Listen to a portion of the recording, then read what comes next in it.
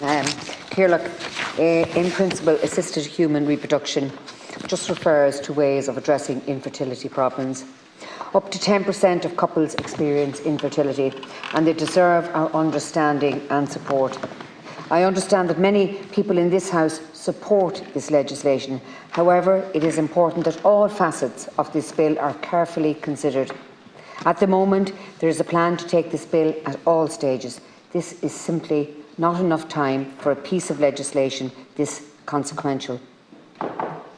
What I hope to do in my speech today is to focus on exploitative practices connected to surrogacy that, regardless of our political affiliations or feelings on this issue, we can all condemn. I think that many in this chamber can agree that when a profit motive is involved, there are a lot of opportunities for exploitation. There are a lot of countries that have developed industries for surrogacies that are not well regulated, such as Ukraine. According to Emma Laberton, writing in the Journal of Public and International Affairs, published by Princeton University, exploitation of surrogates is a major concern. More than 150 women apply to be surrogates every month in Ukraine, due largely to financial needs. Ukrainian surrogacy companies now hold over a quarter of the global surrogacy market since a series of human rights violations caused India, Thailand and Nepal to close their borders. This government has overlooked the exploitation that can be rife in the commercialised surrogacy industry, compounded now by this Ukrainian war. In most surrogacy contracts, women give up all rights related to controlling their pregnancies. While there is no large-scale data, surrogates report undergoing forced abortion of fetuses unwanted by clients, significant underpayments, unsafe and oppressive living environments provided by surrogacy agencies, poor health care for both birth and pregnancy-related complications, and long-term physical damage due to the surrogacy process. There is also reported psychological damage, with some surrogates feeling forced to violate their deeply held moral beliefs due to financial pressure. Within our surrogacy legislation, we must make provisions to disincentivise people from engaging in commercialised surrogacy of this nature, which exploits vulnerable women.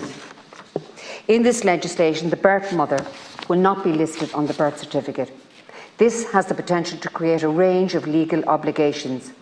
A lot of countries only recognise the birth mothers on birth certs. This risks creating legal complications for the children of surrogates later in life.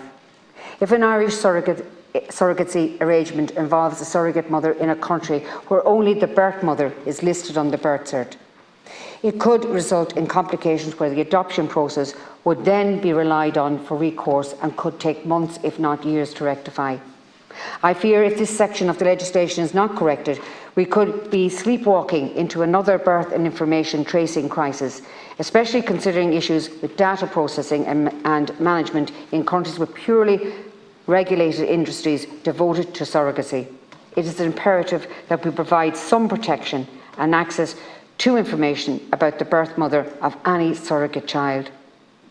This second stage speech would be longer if I were to cover issues in relation to child exploitation, particularly that fades of children who are unwanted or disabled. A guarantee to provide legal representation for surrogates and the children of surrogates who experience unfair treatment must be included in the legislation. Regulation and legislation are clearly required, but IVF should not involve the deliberate destruction of human embryos. It is the case that IVF can be performed without deliberately destroying human embryos. It is unnecessary to create multiple embryos. Clinic personnel should only be allowed to create the number of embryos that can safely be replaced in the woman's uterus. This is something we should give attention to, whether we ascribe any sense of personhood to an embryo or not. In my conclusion, I would implore you to take this debate at all stages. Put whatever feelings you have about this personally to one side and consider amendments to mitigate the harmful effects of this legislation. It would be an unfortunate state of affairs if this debate comes down to little more than almost everybody in this chamber saying surrogacy is great and that we need as much surrogacy as possible. This legislation takes commercial surrogacy as an acceptable given fact without any substantial reflection on this practice. A commercial contract, the object of which is a child, with a great power imbalance between the commissioning parent and the surrogate mother, is very upsetting. It begins with the rights, interests and obligations of intending parents, the strong party, the purchaser, then comes to the child and finally the surrogate mother. This shows that surrogacy is in the interest of the commissioning parents above all else.